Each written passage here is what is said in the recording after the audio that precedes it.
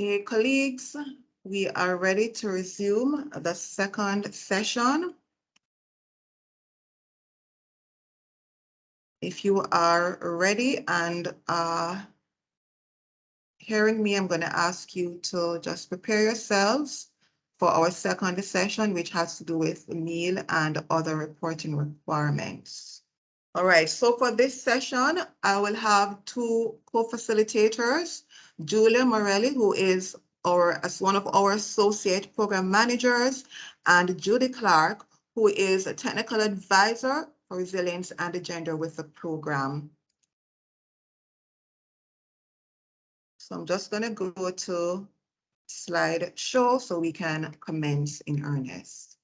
So today's session is really to take you through the requirements for the reports that we have outlined in your grant contracts. So we do have terms and conditions for the interim and final narrative and the financial reports, and terms and conditions for the quarterly meal progress reports that will be presented by Julia.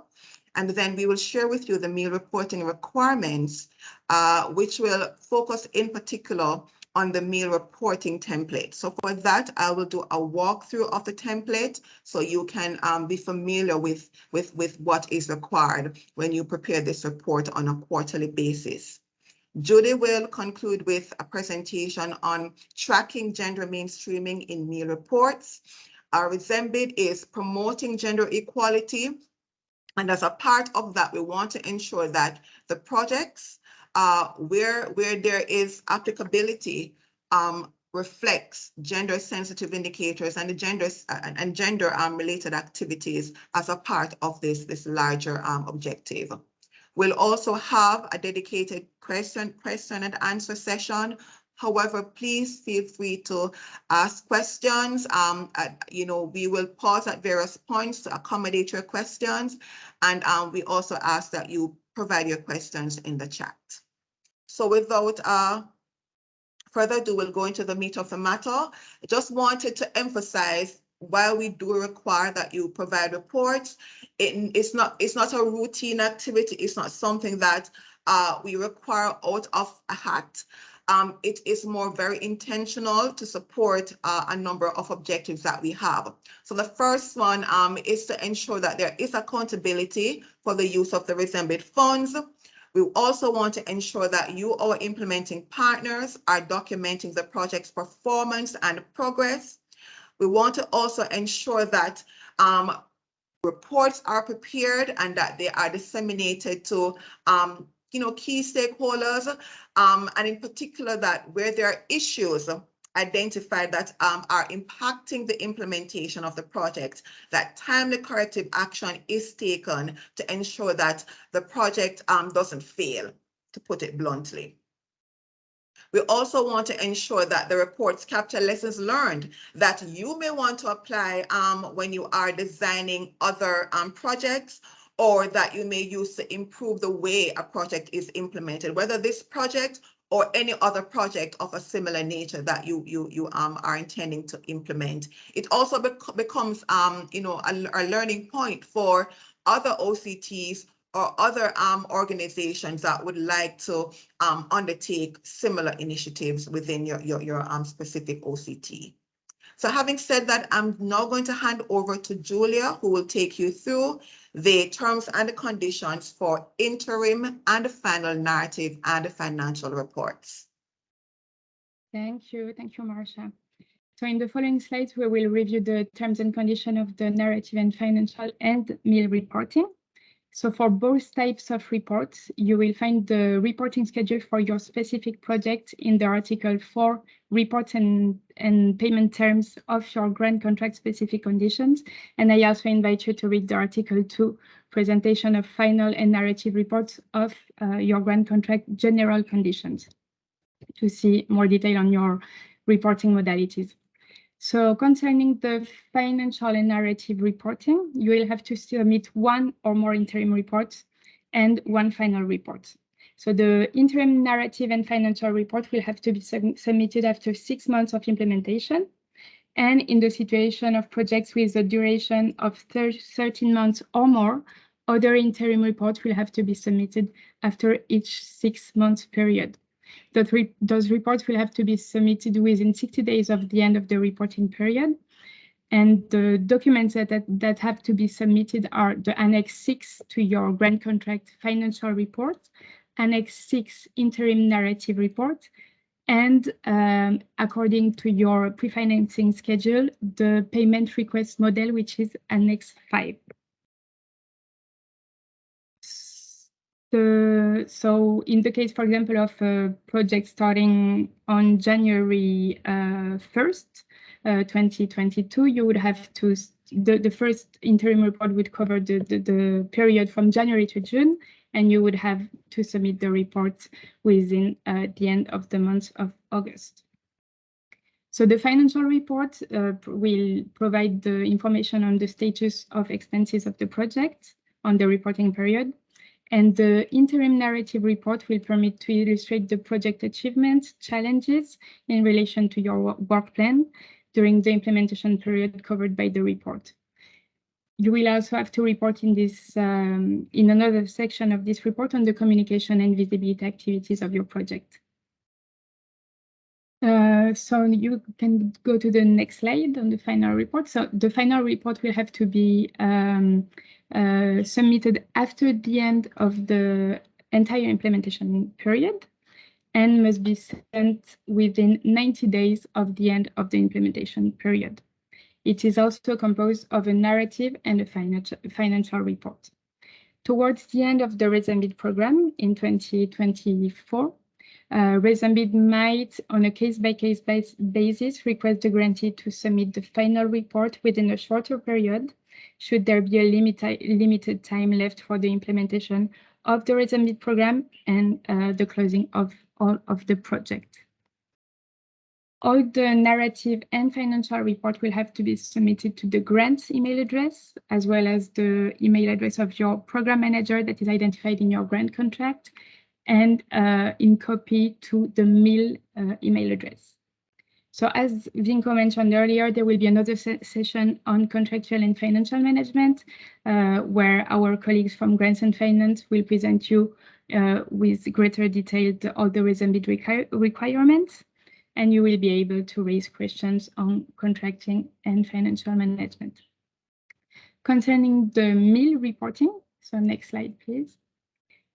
Marcia will later on guide you through the MIL report. However, here is the terms and conditions on the MIL reporting. So those reports have to be submitted quarterly, so they cover 3 months period, and they are cumulative, which means that the first MIL report would cover the 3 first months of implementation, the second one, the 6 first months of implementation, and so on. Those reports will have to be submitted within 30 days of the end of the reporting period. And the documents that have to be submitted are the quarterly MIL progress report, as well as any relevant document or annexes to this report. This report has to be sent to the MIL email address, as well as the program manager in charge for your project. Next slide, please, Marcia. So this is a quick example of a schedule for the MIL reporting. As I was mentioning earlier, those reporting are cumulative. So here, if we take the example of a project starting on the 1st of January 2022, the first MIL quarterly progress report would cover the 3 first months of the year from January to March and would have to be submitted within the month of April. The second quarterly progress report would cover the months from January to June and show the achievements during this implementation period and would have to be submitted in July, and so on with the third report covering the 3 first quarter and being submitted in October, and the last quarterly progress report covering the whole implementation period, the 12 months of the year, and being submitted in January of the next year. So I hope this is clear. Don't hesitate if you have any questions. And thank you very much for your attention. Over to you, Marcia. Thank you, Julia. We'll pause just to respond to any questions.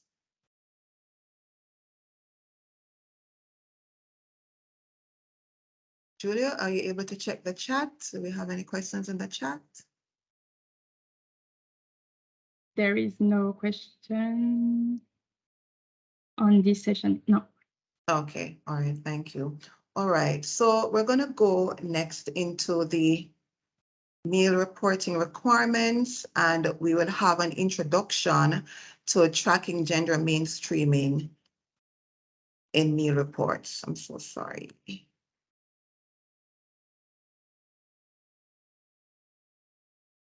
So as Julia mentioned earlier, quarterly meal progress and performance report is required.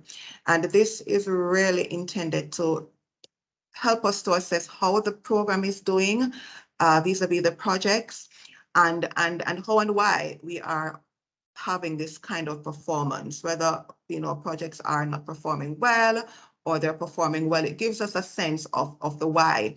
And it also enables us to provide the requisite support in a timely manner to assist implementing partners in addressing any issues identified in implementation. So it really helps us to get information on progress relative to the work plan, and for you to also explain why this kind of progress is evident, something that goes a bit further than a monthly report. And it also allows us to track, how well the extent to which targets in the project log frame are being met. So at this point, I'm just going to walk you through the reporting template. I will have to come out of presentation mode so you can view. But just to say that for the reporting, the quarterly reports, that you are required to check your grant contracts for the schedule. I want to emphasize that because that schedule will differ from project to project depending on the project start date. So I would like you to bear that in mind. And it's something that Julia would have said, but I just want to emphasize that. So this is the quarterly meal progress reporting template. I'm going to take you through the various sections, and then I'm going to take you to the project results Excel file that allows you to report on how the project is performing in relation to the targets that were set. So for the first two sections, you may pull this from your project document.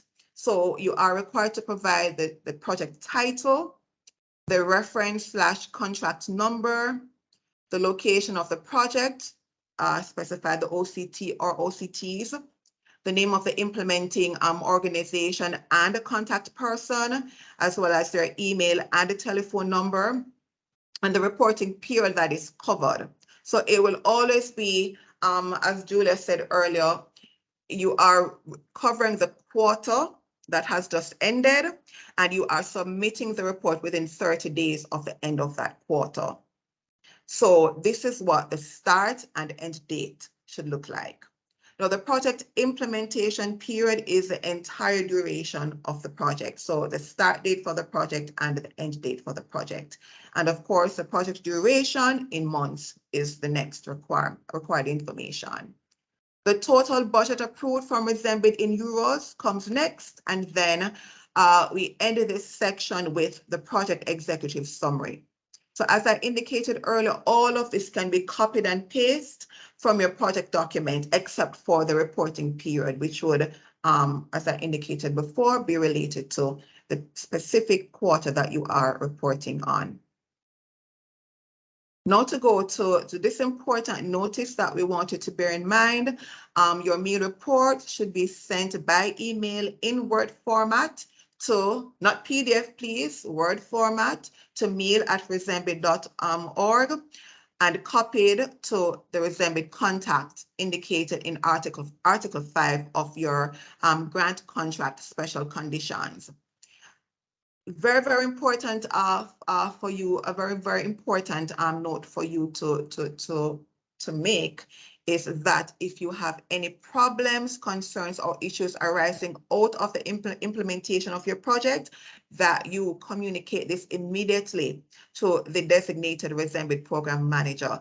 And as I indicated in the previous session, they will provide the requisite support or advice or guidance in determining what actions need to be taken. Please do not wait until this point when a quarterly report or an interim or final report is due to bring those issues to their attention. So that is why the monthly report, providing that status, is extremely important, so we can provide the requisite support in the event that you are having issues in the implementation of any of your activities. So these are the sections of the reporting template. The first one is the context. And we have in each reporting, we have in the reporting template some guidelines for completing the particular section. So for the first one, when providing information under the context section, you are required to briefly describe any recent change in the environment, whether social, economic, or political, in which the project is being implemented that may affect the project positively or negatively. And these can be perceived or actual changes. If there have been no recent changes in the environment that are impacting the project in any way, then all you need to enter is NA, not applicable. So I take, for example, with the passage of a hurricane, Hurricane Fiona, in the Turks and the Caicos Islands, already we are aware of the impact it is having on some of the project activities being implemented by the respective implementing partners. Where you have projects that are negatively impacted in that way, we need you to briefly describe what has happened and how it has impacted your ability to implement those activities. So that is an example of how you can use that. Another example I can immediately cite is the fluctuation in the currency. That might impact your ability to implement all the activities or to even complete a particular activity that you wanted to undertake. So it is very important to always be monitoring what is happening in the context and to report on how those are impacting the project, whether positively or negatively. The second one, another thing I want you to keep in mind as I go through this is that this is relevant to the quarter that you are reporting on. So for the quarter now ending that is relevant to your project, if this hurricane occurred in that quarter and it impacted activities, that's what you will report on, how it has impacted the project activities. So I want us to bear that in mind. The second section requires you to provide a description of the activities, including communications and visibility activities that were undertaken during the quarter according to initial work plan. So we have 3 columns in this table. The first column requires you to provide information on activities that were planned for the quarter. And under column 2, what was actually implemented in relation to those planned activities. So if you planned, for example, to conduct a survey of staff in a particular organization, and that is a planned activity, then the actual implementation is what you actually did.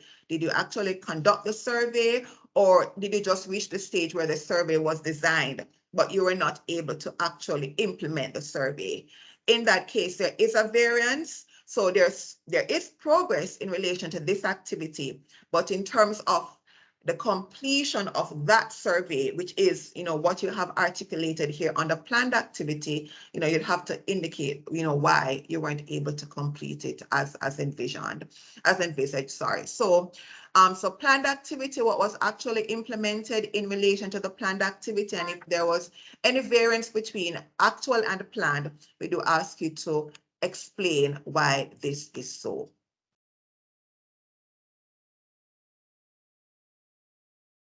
The third section requires you to click on this embedded icon here, and it will take you to an Excel template with the project log frame template. With this template, you will be required to report on the results that were achieved during the quarter that has just ended. That's one, but you're also required to provide what has been achieved cumulatively in relation to that target. So I'm going to take you to that template right now and walk you through it before we conclude with the 3 remaining sections of this report. So you click on it in the template, and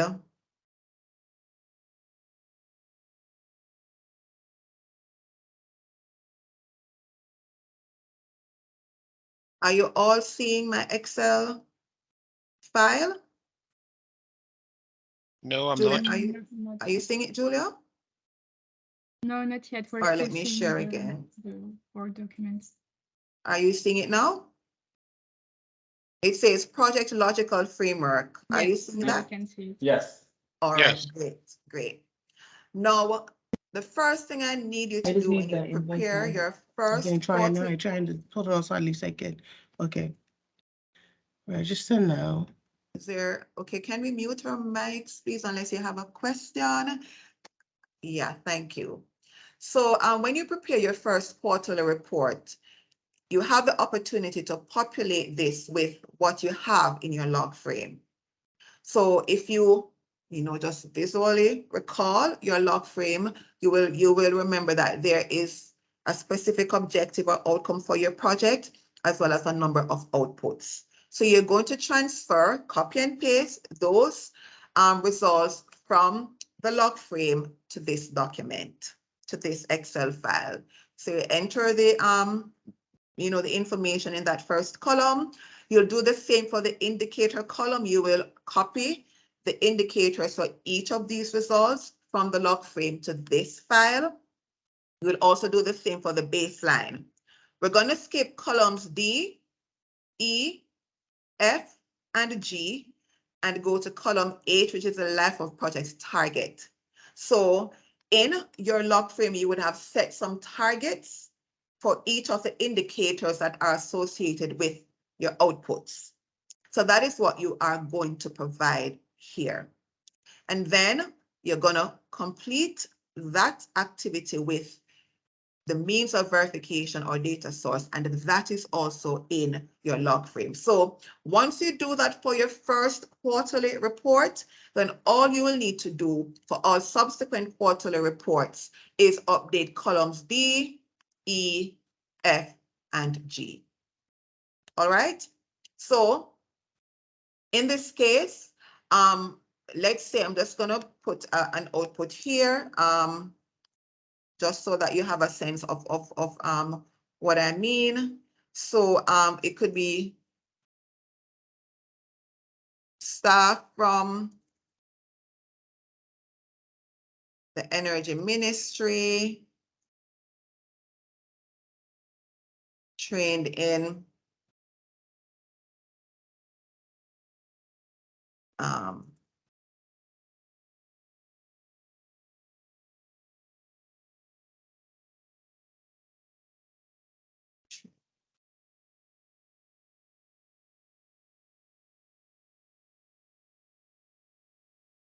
maintaining. That's a very basic. Staff from the Energy Ministry trained in maintaining solar panels. So let's say this was one of the outputs in your log frame. So you would transfer that here. You would add your indicator here. So it could be number of staff trained. And we could take it one step further by making this a gender sensitive indicator and having, we could have male and female staff from the Energy Ministry trained in maintaining solar panels. And then the indicator would be number of male and female staff trained. So let's say this was what you had in your log frame. You transfer this here. The baseline for this output would be 0. And let's say this is as of 2021. could be 2022, whatever is, what this would be the prior to, when your project started. And then we do plan. So it would be zero male staff and 0 female staff. All right, for 2021. All right, so you pull that from your log frame, and then you would have had your end of project target. Remember, this is the first time we're doing this. So we would have, for example, if we have 15 members of staff to be trained, we could perhaps ensure that 50% of that staff, 50% of those trained are female staff. Of course, it depends on the reality within the organization, but you wouldn't have a gender sensitive indicator if there wasn't a need to have female staff in the ministry trained. If there are no female staff members to be trained, then you would not need to disaggregate this by sex, all right, or to have this gender sensitive indicator. So in this case, it could be 10 male staff and 5 female staff by, and you put a date. So it could be by June 2023. All right, so we have a sense of, how many persons are to be trained and by when. So we have pulled that from the log frame, and we have, it could be means of verification, could be a training report, or it could be a training register, whatever, depending on the nature of your activity. So we have done that. Now, on a quarterly basis, if there has been movement in this output, then you would update these columns. If there is no movement, and when I say movement, if no activities have taken place in relation to this output and no aspect of the target has been achieved, then you don't need to report on it in the period. So you just leave it blank. All right, some persons, based on the reports that I have received, they enter NA not applicable, that's fine. But if you have not set a quarterly target for this indicator, then there's no need to report. There's really nothing to report. But let's say for this particular quarter, we had a target set where we were planning to train let's say we're planning to train just 5 male staff. All right, so we would put 5 male staff. All right, and we're going to train all of the female staff. All right, or it could be that we plan to train everybody. Let's say we put 10 male staff and the 5 female staff. But for the actual quarter, we only managed to train 5 male staff and 3 female staff, right? Then it means it would have met that the target was not met or was partially met. So in this case, you can put target partially met. And then year to date, you would have trained 5 male staff and 5 female staff. So this is a cumulative part of what Julia mentioned in her presentation. So for this quarter, we would have trained 5 male and 3 female. All right. Now, let's say you are now preparing a report for the quarter that follows. Now, for this quarter, you would have perhaps decided to ensure that the remaining staff members are trained. So your new target would be the difference between, the life of project target and what we have here. So for the quarter, it would be 5 male staff that we are targeting, no females, of course, and the actual might be, that we have actually trained everybody. So in this case, we have met our target. All right. So year to date, now we would have trained all 10 male. Let me add the female as well. And then we have the 2 female, just for efficiency. So 2 male and 2 female. Right. So we have met our target. So year to date cumulatively, we have trained 10 male staff and 5 female staff. which means that we would have met our life of project target for this particular indicator. All right.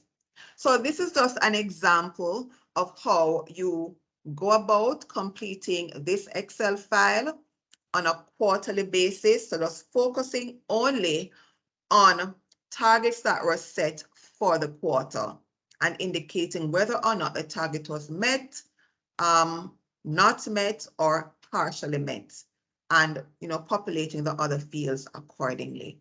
So you would do this and you would submit it as a part of your quarterly report.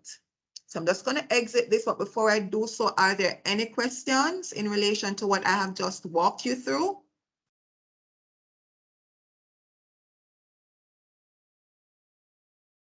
All right, I hope that was clear as crystal.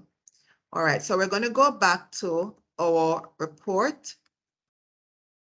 So once you would have done that, we do ask you to insert any additional information in relation to your project results. So for example, look at what I just shared where for the first quarter, the project was not able to train all of the male and female staff as planned. There will be a variance because here we're seeing the target has been partially met for the quarter. So this little box here provides you with the opportunity to explain why the project was unable to train all 10 male staff and all 5 female staff. So why did we just do some? So it may be that they were not available, but it's very important that you justify or explain why there's a variance between what you had planned for the quarter and what has been actually achieved. Now for section 4, we do ask you to indicate the activities that are planned for the next quarter, including communications and visibility activities. So we enter the planned activity, the timeline from X date to Y date, or and any additional comments. And then recommendations. So detail any recommendations submitted internally from stakeholders or final beneficiaries. So if you have a pulse on your project, then you should be getting feedback from project partners or other key stakeholders or final beneficiaries. And it can be how to improve a particular activity or to ensure that you achieve a particular results. Whatever the case may be, you can include it here. It may be suggestions for addressing a particular issue that is impacting the implementation of the project. You can put it here. So this is very broad, but it must give us a sense of what you're really doing to ensure that where there are any issues in implementation based on this report, there are already steps being taken to address those issues. And then additional information, please use this box to address any other challenges and or success stories that have emerged. So this is your opportunity to showcase what is going well with this project, but to also highlight the challenges that you're facing so that these can be documented and whatever necessary support be provided by Resembid, by any one of us here at Resembid. And we end with the annexes. So if a report was prepared, so for example, the baseline survey was completed and a report was prepared, that is a means of verification that you can share with us. We want to know. If you had a press release, you can also share that press release. Photos, if you bought a boat, share photos of that. If for those who are doing coral reef restoration, send us pictures of that, of what has happened. Share those with us, or even links to videos or to websites. Let us get a sense, a feel of how your project is performing, and we can showcase that for you, or in partnership with you, so that we are bringing visibility to your project and resemble it by and large. So that is it for my presentation and my walkthrough, rather my walkthrough of this reporting template. I will go back to the presentation now and just check if you have any questions. We have a question in the chat, Marcia, from Michelle, Yes, please which go is ahead. activities in the meal report should be the same as the activities in the work plan. It's a question. Yes, yes, yes. We want consistency. Project document, work plan document, and of course the quarterly meal report. And the beauty of updating the work plan, that updating the work plan tracking aspect of that tool is that it becomes a source of information for this quarterly meal report. So I do encourage you to use that and to share those monthly reports with us. All right. So I'm going to now hand over to Judy, who will conclude.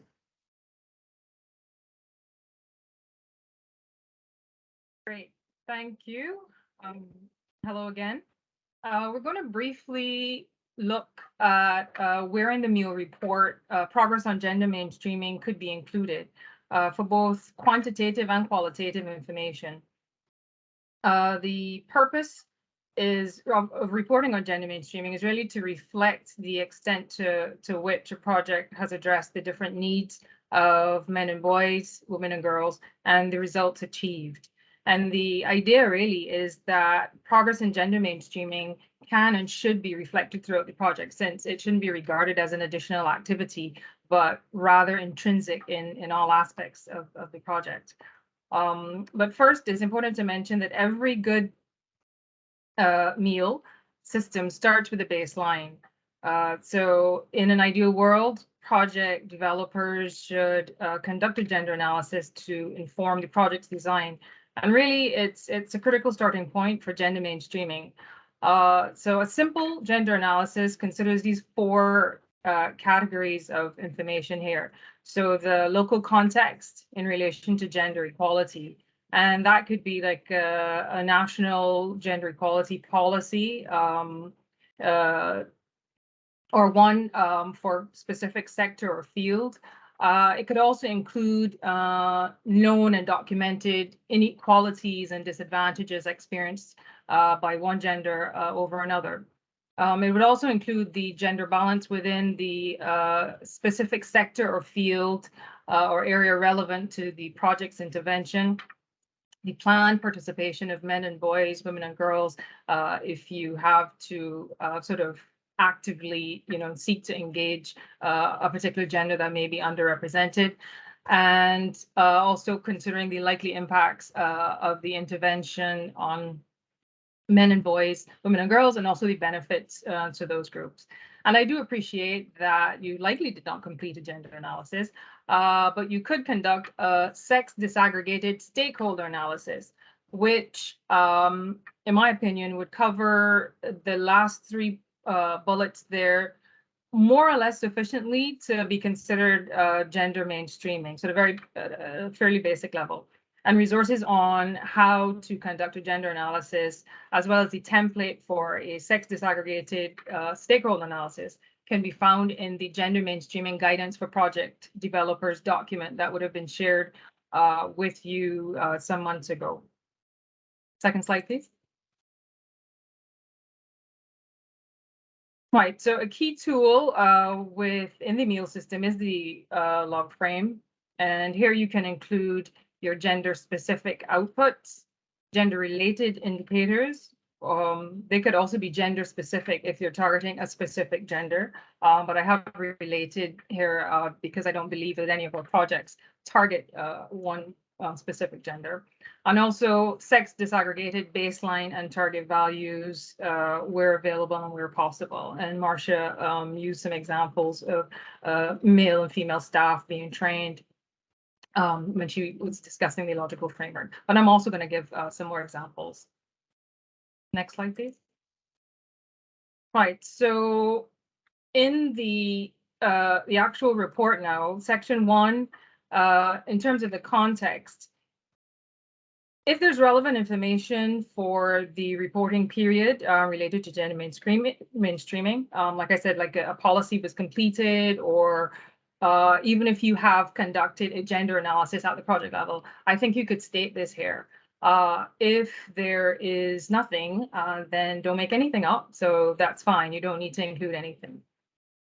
With respect to section 2, Here you're reporting on activities such as capacity building activities, stakeholder engagement, public awareness, for example, and you could have sex disaggregated data if that's possible. But the important thing here is to capture the activities that describe the effort to mainstream gender. For example, meeting with a women's association to encourage members to register for training in community early warning systems. And for the most part, I expect that project activities that you report on may be at a higher level, but we're more or less starting from scratch here with regard to gender mainstreaming. So we would want to include what might seem mundane, but we want to capture those activities. So your planned involvement and participation, your boys and girls, men and women, your planned and actual specific activities to target them. And of course, as Marcia highlighted, if there's any variance, the reason for the variance between the planned and the actual activities. Next slide. So here for section 3, that is the logical framework that Marcia went through. Here I've used an example to show the kind of information that could go into the log frame. These bullets are actually not in the right order. So here you include quantitative information, capturing the baseline values and targets for gender-specific outputs, the collected sex disaggregated information based on completed activities. And of course, you have your outputs there on the left column. So the completed gender-specific outputs of the project where applicable. Maybe you do not have any gender-specific. And the example I've used here in the first instance, where the output is male and female staff from relevant government institutions trained in the use of the Common Alerting Protocol, or CAP, for early warning systems. And the indicator then would be the number of women and number of men within the National Disaster Response Mechanism trained in the use of CAP. And your baseline here is not 0, it's 4 men and 1 woman. In this example, this hypothetical example, 4 men and 1 woman have already been trained in CAP. Not to do with the project, but it's actually the same kind of training. So maybe the project is an add-on. So in this instance, once that capacity exists already, then your baseline might actually not be 0. So then your target value is 6 men, so 6 more men that you want to train for the project and 6 more women. In the second example, the output is workshops convened with male and female community members to develop a local disaster local disaster management plan. And your indicator then would be number of men and number of women who attend community-based meetings on the development of this disaster management plan. And in this instance, because the community did not have disaster management plan previously, and there've been no engagement activities for this, then your baseline is 0. So no men, no women, and target here, 10 men, 10 women. Now, just a note on that, the numbers of men and women don't necessarily have to be equal, and in reality, they seldom are, despite your best efforts to say that you're going to target equal number of men, equal number of women. Sometimes it's just not possible or realistic. But if you had completed your gender analysis or your sex disaggregated stakeholder analysis, that may reveal that, for example, women are underrepresented in the specific area or subsector or field relevant to the project. And then in that instance, project implementers may choose to target a greater number of women than men to participate. So just say it doesn't have to be equal. The whole idea is actually very contextual based on the results of your analysis. And last slide, please. Right, so for section 5, recommendations. So intrinsic to the meal is the idea of taking corrective action where needed. So if there's a variance in your plan and actual activities, or if you want to put more effort into mainstreaming gender, then you include actions that get on track with respect to gender mainstreaming or get back on track. with regard to gender mainstreaming? Because maybe you haven't factored it in before, but perhaps after this workshop today, you will take some efforts to do so. That is my hope. And lastly, section 6, additional information. Here, you really have a wonderful opportunity to include qualitative information based on the analysis of your sex disaggregated data. You likely won't have age disaggregated data, that's fine, but if you can have sex disaggregated, that's great.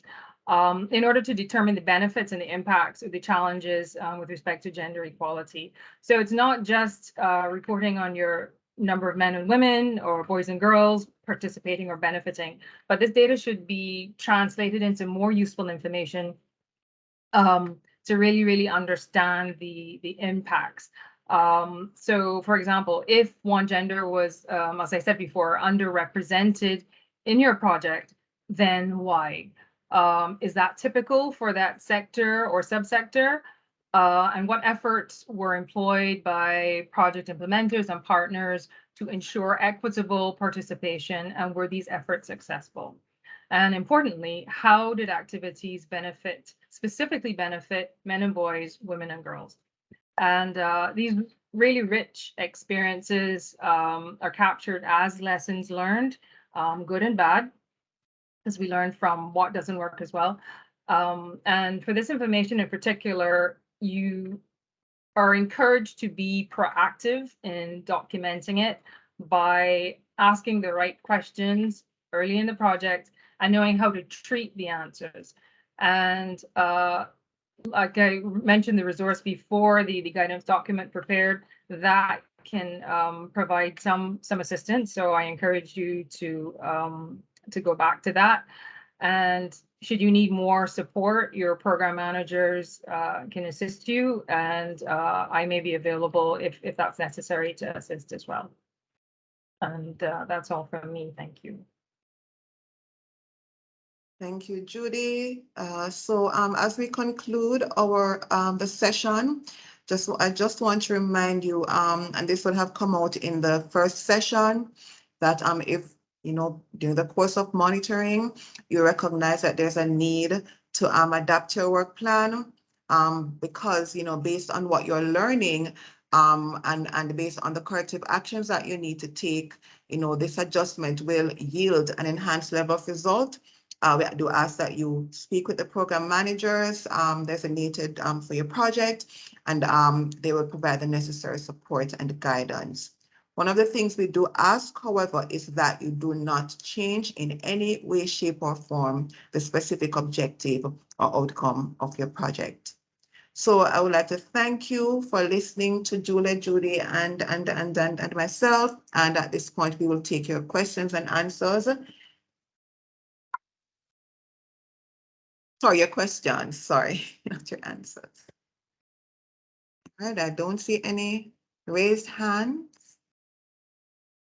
No questions in the chat. So I'm going to ask you to raise your hand if you fully understand everything that we have shared. All right, thank you very much for those who have responded. So I'm just quickly checking the chat to see if there are any questions that I have overlooked. And for those individuals who had posted questions in the chat from the first session, please go back and check my response. I made sure to take some time to do that. Okay. So for those who would like to get the gender mainstreaming document, Julia has posted a link to that in the chat. All right, so the last thing we'd like you to do is to complete our workshop evaluation form. It won't take you more than like 3 minutes, literally. So it's in the chat. Just click on the link and it will take you to the form. Once you complete and submit it, we will get it immediately. So please just take the time to tell us how you feel about what we did and what we can do to be better the next time around. So I'm just going to allow for 2 more minutes to get that done before formally ending the session. All right, so while you do that, just to remind you that all reports should be submitted to Meal. It is indicated in your grant contracts. Typically what I do is just review what you have submitted. If I need to clarify anything with you, I will reach out to you bilaterally to clarify so that we can have a final report prepared. So I just wanted to point that out. The first quarterly reports tend to be like the trying field, so to speak. So once you get that right as far as possible, then the others should be better. All right, so hopefully you all got a chance to complete the evaluation form. On behalf of the Resemble team, I would like to thank you all for your overwhelming response to this invitation to participate in the workshop. I hope it was worth your while as it was ours, and we do look forward to working with you on the work plans, on having your monthly reports, and also to have your having your quarterly reports as per our requirements. Feel free to reach out to any of us if you have any questions, and we will follow with a recording, the PowerPoint, and any other information that we think you will find useful as we work together for successful implementation and quality results. So all the best, everyone, wherever you are. Bye.